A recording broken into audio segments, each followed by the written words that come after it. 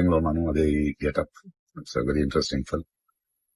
ఇక్కడ ఉన్నప్పుడు ఇప్పుడే నాకు ఈ ఆన్లైన్ లో మళ్ళీ మీడియాలో ఒక ఆన్లైన్ గేమింగ్ యాప్ దాని గురించి నేను చేసిన ఒక యాడ్ గురించి డిస్కషన్ జరుగుతోంది.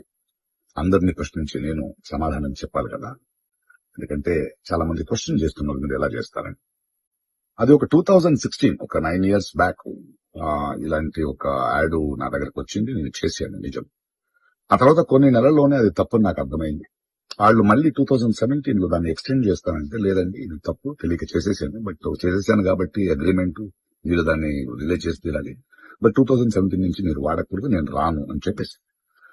దాని తర్వాత అలాంటి ఏ గేమింగ్ యాప్స్ నేను చేయలేదు.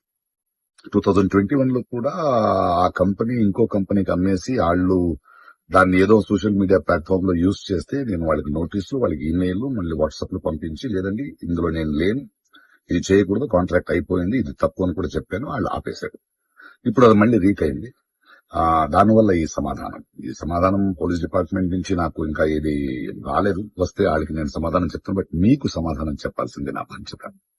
So 2017 9 years back for 1 year contract నేను చేసింది నిజం. అది తెలిసిన తర్వాత దాన్ని ఆపింది నిజం. ఆ తర్వాత నేను చేయలేదు అనేది కూడా నిజం. ఈ మాట మీకు చెప్తున్నాను. ఇంకో విషయం, దయచేసి యంగ్స్టర్స్, ఇలాంటి గేమింగ్ యాప్ అది ఒక వ్యసనం. ప్లీజ్ మీ జీవితాన్ని కోల్పోండి.